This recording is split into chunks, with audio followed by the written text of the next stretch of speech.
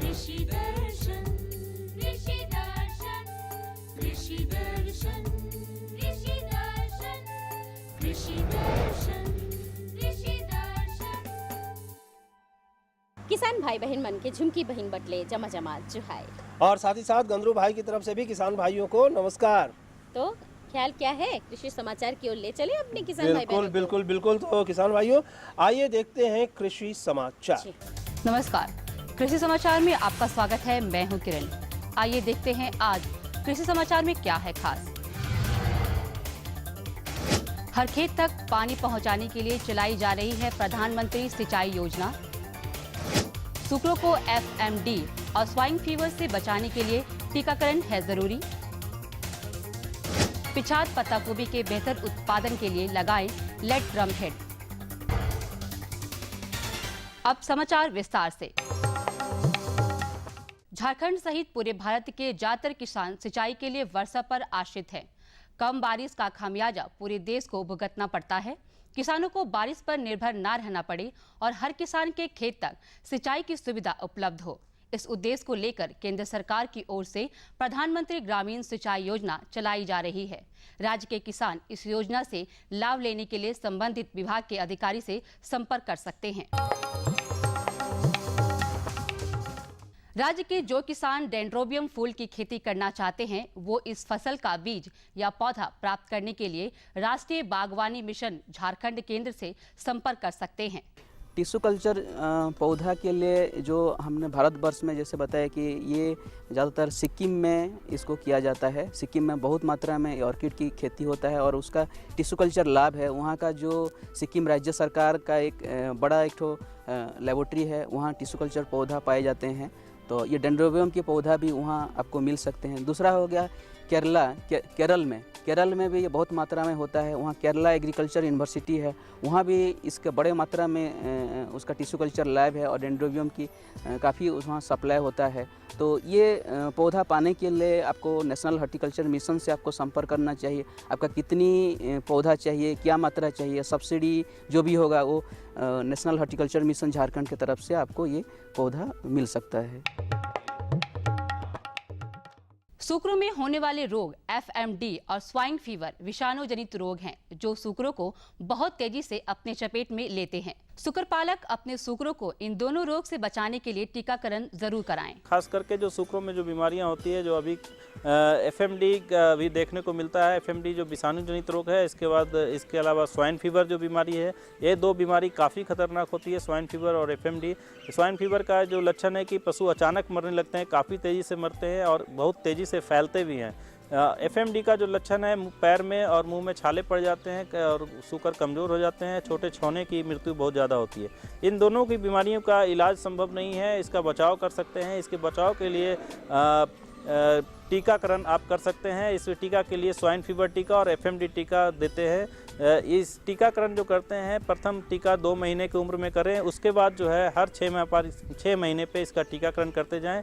और swine fever का जो टीका 1 ml जो है चमड़े में देते हैं। FMD का टीका जो है 2 से 3 ml चमड़े में या मांस में दे करके इस बीमारी से बचा जा सकता है।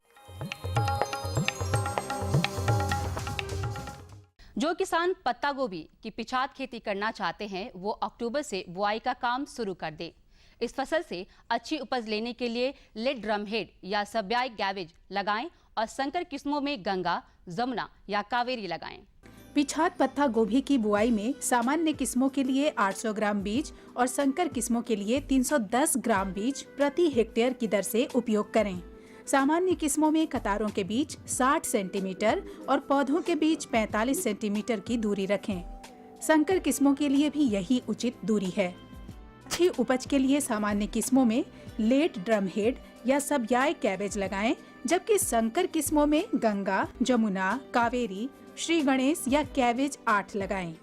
सामान्य किस्मों की उपज 200 से 250 क्विंटल और संकर किस्मों की उपज 75 टन प्रति हेक्टेयर है। ट्रैक्टर चालित इंक्लाइंड प्लेट प्लांटर एक ऐसा कृषि यंत्र है जिसकी सहायता से किसान कई फसलों को एक साथ बीज बुआई कर सकते हैं। इस यंत्र से बड़े बीजों में मूंगफली, मक्का, काबली चना तथा छोटे बीजों में सलजम और सरसों जैसी फसलों की बुआई की जा सकती है। आइए अब जानते हैं आज के लिए क्या है कृषि विशेषज्ञ की सलाह। किसान भाइयों, जितना भी आपके अगर अमरूद में फल छेदक कीट की समस्या है तो आप जब अमरूद आपका नींबू की साइज का हो उस समय में आप एक छिड़काव एंडोक्साकार्ब नामक दवा का करें, जो 1 ग्राम दवा को 2 लीटर पानी में मिला करके इसका एक छिड़काव करें और ज़रूरत हो तो 15 दिन के अंतराल पे दूसरा छिड़काव और करें। इसके साथ साथ समय समय पर जो भी फल गिरे हुए हैं उनको उठा करके नष्ट कर दें। अब एक नजर राज्य के 5 प्रमुख शहरों के मौसम के मिजाज पर। आज राज्य के 5 प्रमुख नगरों के अधिकतम और न्यूनतम तापमान कुछ इस प्रकार दर्ज किए गए। रांची का अधिकतम तापमान 30 डिग्री सेल्सियस और न्यूनतम 23 डिग्री सेल्सियस। जमशेदपुर का अधिकतम तापमान 32 डिग्री सेल्सियस और न्यूनतम 25 डिग्री सेल्सियस। मेदिनीनगर का अधिकतम तापमान 31 डिग्री सेल्सियस और न्यूनतम 25 डिग्री सेल्सियस। देवघर का अधिकतम तापमान 35 डिग्री सेल्सियस और न्यूनतम 27 डिग्री सेल्सियस और धनबाद का अधिकतम तापमान 31 डिग्री सेल्सियस और न्यूनतम 26 डिग्री सेल्सियस रहा।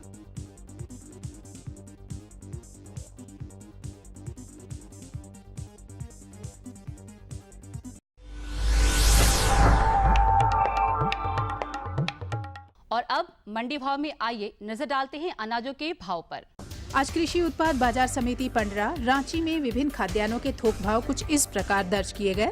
चावल मोटा 2400 रुपए से 2500 रुपए, चावल मध्यम 2600 रुपए से 2700 रुपए, चावल उत्तम 3600 रुपए से 3900 रुपए, गेहूं 1700 रुपए से 1750 रुपए, चना 3350 रुपए से 3450 रुपए, दाल अरहर 6200 रुपए से 6500 रुपए, दाल मसूर 5500 रुपए से 5800 रुपए, दाल चना 3700 रुपए से 3900 रुपए, सरसों तेल 8500 रुपए से 9200 रुपए, चीनी 3450 रुपए से 3550 रुपए, आलू 1500 रुपए से 1700 रुपए और प्याज 1400 रुपए से 1600 रुपए प्रति क्विंटल रहा।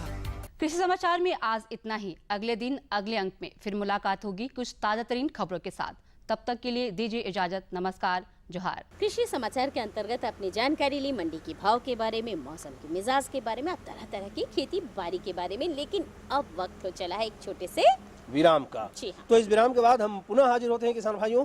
आप बने रहिए हमारे साथ। ये लो और बताओ। बस। अरे ये क्या भैया जी, बस इतनी सी रासायनिक खाद? किसानी छोड़ रहे हो क्या? किसानी नहीं, नादानी छोड़ रहे हैं। मिट्टी की जांच कराई है।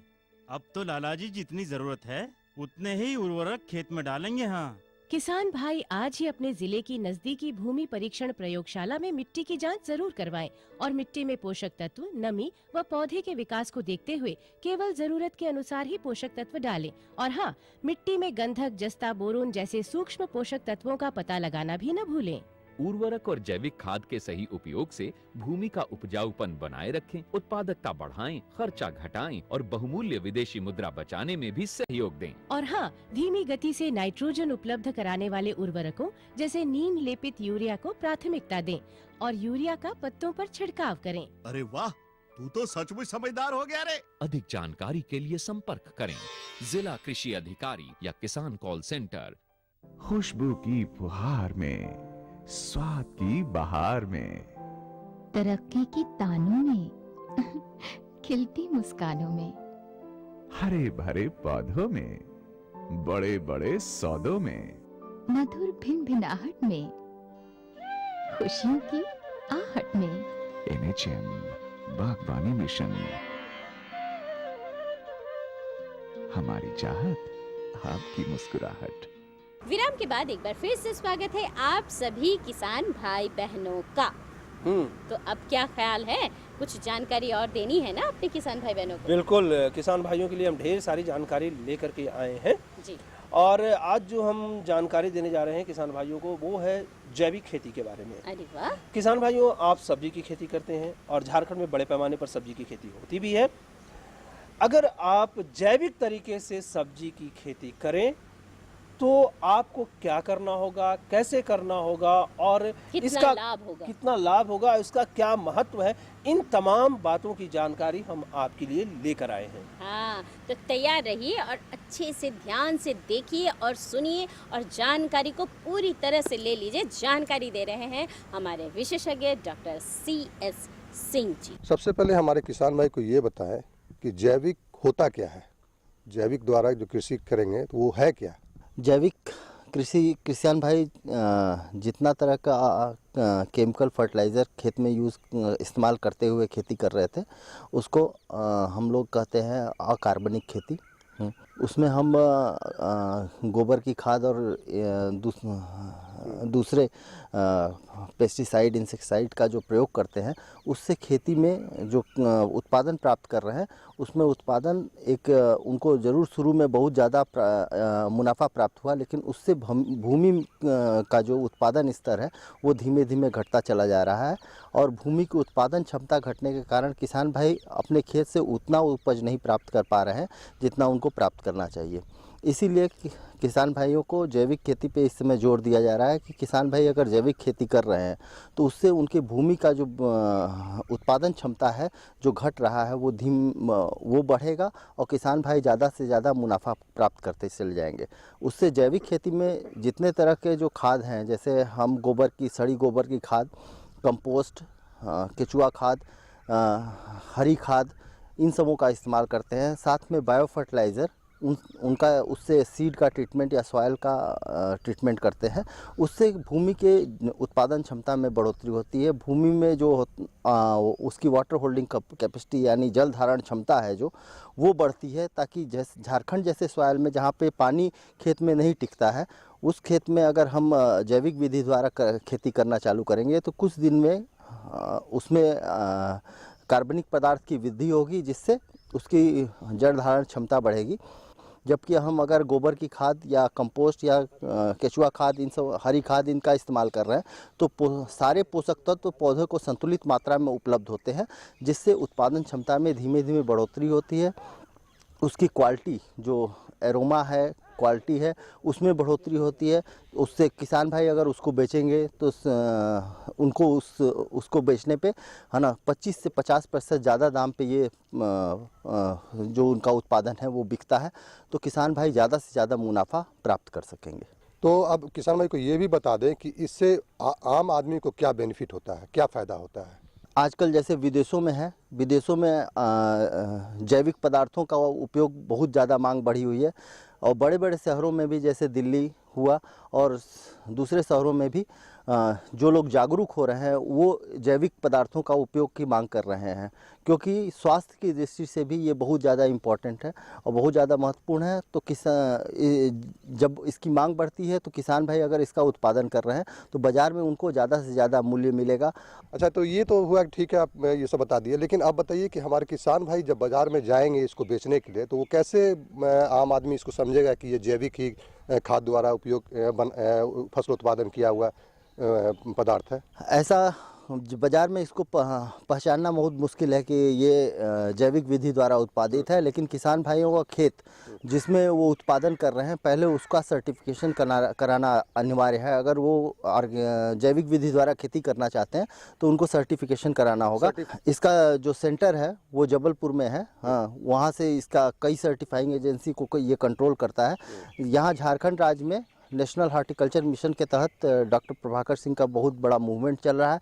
उसमें अगर उन किसान भाई जाते हैं और उसके समिति में, हाँ, समिति झारखंड में जाते हैं और प्रभाकर सिंह से कांटेक्ट करते हैं तो प्रभाकर सिंह उनका सर्टिफिकेशन करा सकते हैं और उनके खेत को 3 साल करीब सर्टिफिकेशन के लिए 3 साल आपको अपने खेत में पहले अकार्बनिक पदार्थ को इस्तेमाल नहीं करना होगा। 3 साल के बाद हम मानते हैं 3 साल का कन्वर्जन पीरियड मानते हैं। कन्वर्जन पीरियड का मतलब ये हुआ कि आपका खेत जो आप लगातार पेस्टिसाइड और केमिकल इस्तेमाल कर रहे थे उसके कारण भूमि बीमार हो गई है। तो 3 साल लगभग टाइम लगता है, 3 साल का वक्त लगता है जिसमें खेत की मृदा क्षमता में सुधार होता है। तो 3 साल के बाद आपको, अगर 3 साल तक आप इस्तेमाल नहीं कर रहे हैं तो 3 साल के बाद आपको सर्टिफिकेशन एजेंसी आपको सर्टिफिकेट देगी और आपका प्रोडक्ट ऑर्गेनिक के रूप में बिक सकेगा बाजार में। तो किसान भाई को ये बताए कि अब जैविक खाद कैसे बनाएंगे, वो कैसे बनाएंगे और इसका उपयोग किस प्रकार से करेंगे खेत में। किसान भाई दूसरे जैसे गाय भैंस जो भी उसका इस्तेमाल रख रहे हैं, केचुआ खाद, इन सबों का अपने ही खेत में उसका वो बना सकते हैं। उसके लिए किसान भाइयों को चाहिए कि सड़ी गोबर की खाद अगर या कंपोस्ट जो भी उनको तैयार करना है तो उसके लिए उनको 2 मेथड है, एक है एनारोबिक मेथड और दूसरा है एरोबिक मेथड। एनारोबिक मेथड में हम कहते हैं कि किसान भाइयों को जो पुआल जो कुछ भी उनके खेत से उनको मिल रहा है उसको और जो गोबर मिल रहा है उसको वो एक अपने खेत में पिट बना ले और उस पिट में डालते चले जाए। हाँ, गड्ढा बनाने के बाद और उसमें उसको डालते चले जाए और डालने के बाद उसको जब पूरी तरह से वो भर जाए तो उसको पूरी ऊपर से लेप कर दें, लेप करके गोबर से ही लेप करके उसको छोड़ दें। इसमें करीब 6 से 8 महीना लगता है उसको तैयार होने में, जबकि एरोबिक मेथड में उनका 4 से 5 महीना में ही तैयार हो सकता है। एरोबिक मेथड में लेकिन किसान भाइयों अगर तैयार कर रहे हैं तो उसमें उनको लेबर कॉस्ट बहुत ज़्यादा लगता है, क्योंकि इसमें करीब 4 से 5 बार जो भी है जो पदार्थ उसमें डाले हुए हैं उसकी पलटी करनी पड़ती है, ताकि पूरा पदार्थ ऊपर से नीचे पलट देने पे और उसका सड़ने की जो क्षमता है वो बढ़ जाती है और जल्दी वो सड़ जाता है, इसीलिए 4 से 5 महीने में तैयार हो जाता है। एरोबिक मेथड में ये खास बात है कि पौधा नाइट्रेट के रूप में जो है आप नाइट्रोजन डालते हैं वो नाइट्रेट के रूप में ग्रहण करता है और एरोबिक मेथड में नाइट्रेट की ही मात्रा ज़्यादा होती है, जबकि एनारोबिक में आप अगर कर रहे हैं तो अमोनिया की मात्रा ज़्यादा होगी। तो अगर किसान भाई चाहते हैं तो एरोबिक मेथड के द्वारा कंपोस्ट या सड़ी गोबर की खाद तैयार कर सकते हैं और उनको 4 से 5 महीने के अंदर वो तैयार हो जाएगी, उसका वो खेत में इस्तेमाल कर सकते हैं। चलिए, आपने अच्छी जानकारी दी किसान भाई को कि जैविक कृषि द्वारा किस प्रकार से फसल उत्पादन की जाए। अच्छी जानकारी हमारे किसान भाई को दी, इसके लिए आपका बहुत बहुत धन्यवाद। हाँ, वाह, बहुत अच्छी जानकारी थी। तो किसान भाइयों, अगर आप जैविक तरीके से खेती करते हैं तो आपको फायदा ही फायदा है। क्यों? और इससे सिर्फ किसान भाइयों को फायदा नहीं है भाई, उन सब्जियों को खाने वाले जितने भी लोग हैं सबको फायदा है। बिल्कुल सही कहा आपने। तो देर ना करते हुए हम ले लेते हैं एक छोटा सा विराम और दिखाते हैं आपको एक संदेश।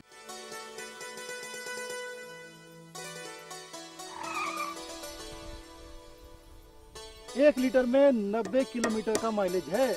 वाह भैया, पेट्रोल तो बचा रहे हो, लेकिन पानी के बारे में क्या सोचा है? अरे सामू, पानी के पैसे से ही तो गाड़ी खरीदी है।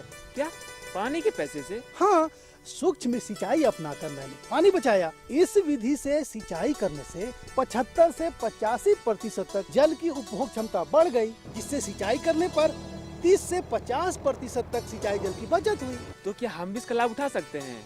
राज्य के सभी किसान इसका लाभ उठा सकते हैं 90% अनुदान के साथ, और साथ में बैंक ऋण की सुविधा भी उपलब्ध है। तब तो हमारे खेतों में आएगी हरियाली और हमारे जीवन में आएगी खुशहाली। विराम के बाद एक बार फिर से स्वागत है आप सभी किसान भाई बहनों का। आपको दिख रहा है, मुझे पता है, कारू दादा को आपने देख लिया है, जोहार भी कर रहे हैं आप। जोहार कर दादा। जोहार दादा। तब का हालचाल दादा? सब ठीक ठाक है। देखिए, अब तो बरसात का मौसम है और बारिश खूब अच्छा हो रहा है, तो देखिए खाली तो धाने नहीं लगता है, सब्जी भी लगता है। और बारिश जब हो रहा है तो पानी ज़्यादा हो रहा है, तो जब पानी ज़्यादा होगा तो कुछ न कुछ तो दिक्कत होगा ही सब्जी को। तो कहने का मेरा मतलब यहाँ पे है कि बरसात के समय में जो सब्जी का जो देखभाल करेंगे, कैसे करेंगे, उसमें लगने वाले जो बीमारी है उसको रोकथाम करेंगे, उसका निदान कैसे किया जाए, इसके बारे में बताइए तो। अरे देखिए झुमकी बहन, अभी हम लोग सब्जी खेती के बारे में बात कर रहे थे, जैविक खेती के बारे में बात कर रहे थे, और आपने सब्जी का बीमारी का निदान मांग लिया। बिल्कुल, और यही सवाल हमारे किसानों के मन में भी जरूर पनपता है। एकदम बिल्कुल। तो चलिए इसका निदान हम करवा देते हैं, फटाफट मिलवाते हैं आपको डॉक्टर सुदर्शन मौर्य जी से और इस विषय पर जानकारी ले लेते हैं। आज हम प्लांडू केंद्र में मौजूद है और आज हम बातचीत करने जा रहे हैं। जो हमारा विषय है वो बरसाती मौसम में सब्जी में होने वाले रोग के बारे में। इसके विस्तृत जानकारी के देने के लिए हमारे साथ मौजूद है डॉक्टर सुदर्शन मौर्य जी। सर, सबसे पहले हमारे किसान भाइयों को बताइए कि ये जो बरसाती सब्जी होती है वो कौन कौन सी होती है हमारे झारखंड में? प्राय बरसात के दिनों में जो फसलें किसान के खेत में लगी रहती है, विशेष तौर पे उसको हम लोग जो बरसाती फसल बोलते हैं, बरसाती सब्जियां बोलते हैं। इस समय आप देखेंगे कि ज़्यादातर किसान भाइयों के खेत में टमाटर, नेनुआ, झिंगी, परवल, इसके अलावा बहुत सारी जो है पत्तेदार सब्जियां जैसे पालक है, मूली है, खीरा है, ककड़ी है, ये सब भी जो है ना तब किसान भाइयों के खेतों में जो है उपलब्ध दिखाई पड़ता है। इसमें यही सब जो है बरसाती फसल कहलाती है या बरसाती सब्जियां कहलाती है, जिनको किसान भाई खेती में बरसात के दिनों में खेती करते हैं। तो साहब अब हम जानना चाहेंगे कि ये जो बरसाती सब्जी की फसल है, इसमें किस किस तरह की कौन कौन सी बीमारियां मुख्यतः हमारे झारखंड प्रदेश में जो है इसमें लगती है? देखिए, बरसात के दिनों में जैसे आप देखेंगे कि पौधे की बढ़वार भी अच्छी ज़्यादा होती है और बढ़वार के साथ साथ उसमें बीमारियां और कीड़े मकोड़ों का भी प्रकोप ज़्यादा होता है। विशेष तौर पे यदि हम बीमारियों की बात करें तो जैसे हम एक एक करके हम फसलों के बारे में आपको बताएंगे। हम जैसे झींगी, तोरई, नेनुआ की बात करें जो कि हमारे किसान भाइयों के खेत में है और फलद में भी है, लेकिन उनकी पत्तियों को आप ध्यान से देखें तो उसमें एक बीमारी आती है डाउनी मिल्ड्यू। इस बीमारी में होता क्या है कि पौधे की पत्तियों के ऊपर पीले पीले धब्बे दिखाई पड़ते हैं, इसके नीचे जो है डाउनी ग्रोथ हुई रहती है। इस बीमारी के कारण से पौधा जो है फल कम देता है, साथ ही साथ जो फल बनते भी हैं उनका जो है आकार बड़ी धीमे धीमे बढ़ता है। साथ ही साथ कुछ दिनों बाद आप देखेंगे कि पौधे की पूरी पत्तियां जो है झड़ जाती हैं। ये जो है इस बीमारी के प्रमुख लक्षण होते हैं। इस बीमारी को नियंत्रित करने के लिए यदि हम बात करें तो इसके लिए सबसे अच्छी दवा हम लोग बताते हैं किसान भाइयों को कि ब्लू कॉपर या ब्लाइटॉक्स 50 जो कि 3 ग्राम प्रति लीटर पानी में मिला के छिड़काव करें। यह दवा उपलब्ध नहीं है तो आप डायथेन M45 या जिसको हम मैंकोजेब बोलते हैं उसको ले लीजिए 2 ग्राम प्रति लीटर पानी के साथ। यदि यह दवा भी उपलब्ध नहीं है तो आप रीडोमिल ले लीजिए, वो भी 2 ग्राम प्रति लीटर पानी के साथ छिड़काव करें तो इस बीमारी को नियंत्रित कर सकते हैं। तो ये हुई जो है लौकी, कद्दू, तोरिया, झींगी की बात। इसके बाद जैसे हम सेम की बात करें, इस समय ज़्यादातर बहुत सारे किसान भाई जो अगेती सेम लगा के रखे हैं जिसको कि हम लोग डॉलिकस बीन बोलते हैं। इस बीमारी में भी इस पौधे में भी जो कुछ बीमारियां आती है जैसे एंथ्रेक्नोज। इसके कारण से आप देखेंगे कि पूरे पौधे की पूरी पत्तियां जो है गल जाती है, झुलस जाती हैं। और इसमें होता क्या है कि पौधा जो है आपका फल देना बंद कर देता है और उसमें केवल डंठल ही डंठल दिखाई पड़ता है। यदि इस तरह की बीमारी आपके खेत में दिखाई पड़े तो आप तुरंत जो है उसमें ब्लाइटॉक्स 50 या ब्लू कॉपर का 3 ग्राम प्रति लीटर पानी के साथ छिड़काव करिए। यह दवा उपलब्ध नहीं है तो एंट्राकोल ले लीजिए, 3 ग्राम प्रति लीटर पानी के साथ छिड़काव करिए। यदि यह भी दवा उपलब्ध नहीं है तो आप जो है बाविस्टीन या कार्बेंडाजिम 1 ग्राम प्रति लीटर पानी के साथ डालकर इसका छिड़काव करें तो आप बीमारी को नियंत्रित कर सकते हैं। इसके अलावा किसान भाइयों की ज़्यादातर आप देखेंगे कि जो है टमाटर, बैगन और मिर्च उनके खेतों में लगी हुई है। टमाटर, बैगन और मिर्च में प्रमुख रूप से जो बीमारी आती है वह है मुरझा रोग, जो कि झारखंड में बहुत ही कॉमन है। और इस बीमारी के कारण से आप देखेंगे कि पूरी पौधे जो है मुरझाने लगते हैं। यह बीमारी प्रमुख रूप से जब पौधा आपका फल और फूल की स्थिति में आता है, यानी जैसे ही फूल आना स्टार्ट होता है तब ये बीमारी दिखाई पड़ती है और जिसके कारण से आप देखेंगे कि पूरा का पूरा पौधा आपका सूख जाता है। इस बीमारी को नियंत्रित करने के लिए हम लोग किसान भाइयों से बताते हैं कि जब भी आप जो है टमाटर, बैगन या मिर्च की खेती करें उसमें आप रोगरोधी प्रजातियों का चयन करें। जैसे हमारे संस्थान ने कुछ प्रजातियां विकसित करी हैं टमाटर के लिए, स्वर्ण लालिमा, स्वर्ण विजया, स्वर्ण संपदा, इस प्रजातियों को ले लें। यदि बैगन की बात करें तो हमारे पास है स्वर्ण श्यामली, स्वर्ण प्रतिभा। यदि हम मिर्च की बात करें तो स्वर्ण प्रफुल्ल्या है, काशी अनमोल है। इन प्रजातियों को लेके यदि खेत में आप बुआई करते हैं तो आपके खेत में जो है मुरझा रोग नहीं आता है। बाय द वे, जैसे मान लीजिए आप जो है दुकान से खरीद के या किसी प्राइवेट कंपनी का जो है बीज आप यूज़ करते हैं अपने खेती में टमाटर, बैगन और मिर्च के लिए, तो उसमें ये बीमारी आती है। इस बीमारी से बचाने के लिए स्ट्रेप्टोसाइक्लिन का ड्रेंचिंग बहुत ही फायदेमंद होता है। जब आप पौधे को लगाने जाते हैं तो पौधे की जड़ों को स्ट्रेप्टोसाइक्लिन के घोल में डुबा लें, तब पौधे को लगाएं।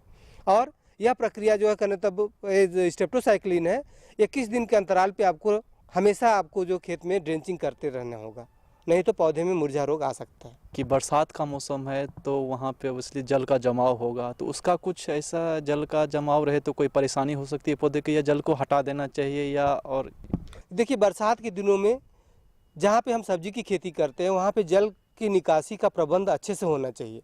जनरली आप देखिए कि ज़्यादातर हमारे किसान भाई जो है बहुत ही चतुर होते हैं। ऐसा नहीं है कि किसान नीचे की ज़मीन में सब्जी की खेती करता है। किसान जो है सब्जियों की खेती हमेशा ऊपर वाले ज़मीन में करता है।